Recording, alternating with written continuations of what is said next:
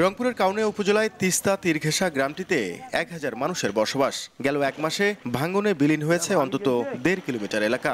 আর অব্যাহত ভাঙনে নির্ঘুম রাত পার করছেন বাসিন্দারা। 70 বছরের মর্জিনা বেগম চোখে মুখে আতঙ্ক নিয়ে জানালেন, গেল কয়েকদিনে তিস্তা গিলেছে 3 বিঘা আবাদি জমি। এখন বসতভিটা হারানোর ভয়ে দিন গুনছেন। বাসিন্দাদের অভিযোগ, ভাঙন ঠেকাতে নামমাত্র বালুর বস্তা দিয়ে দায় সারছে পানি উন্নয়ন বোর্ড। আবাদি জমি গেছে, কোনো আফসোস করি না। এখন বাড়ি নিয়ে আমাদের আফসোস। আমাদের বাড়ির থাকবে কি থাকবে না, এগুলো নিয়ে আমরা কান্নাকাটি করতেছি। রাস্তাও চলে গেছে, বাড়িগুলোও চলে যেতেছে। এখন যদি এভাবে চলে যায় তাইলে হয়তো এই গ্রামটা থাকবে না।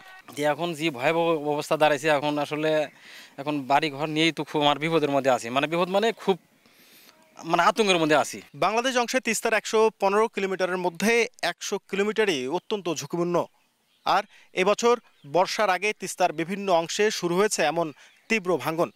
গবেষণা বলছে, প্রতি বছর তিস্তার আগ্রাসনে ক্ষতির পরিমাণ অন্তত 1 লাখ কোটি টাকা। যদিও পানি উন্নয়ন বোর্ড বলছে, এবারে টেকসই সমাধানে নেওয়া হচ্ছে একটি প্রকল্প, আর বন্যা মোকাবেলায় সব ধরনের প্রস্তুতি রয়েছে।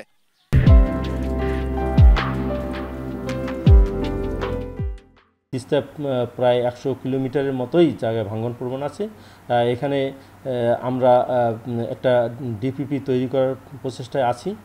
ডিপিপিটি হতে সময় লাগবে। তার বাইরে যেগুলো যদি ভাঙন দেখা দেয়, আমরা সেখানে গত বছরের মতো জিও ব্যাগ ফেলে ভাঙন প্রতিরোধের ব্যবস্থা করব।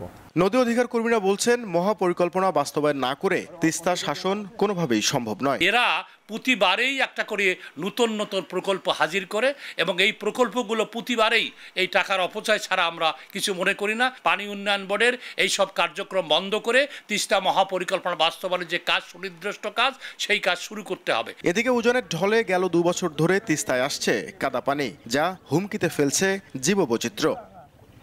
নাজমুল ইসলাম নিশাদ, সময় সংবাদ, রংপুর।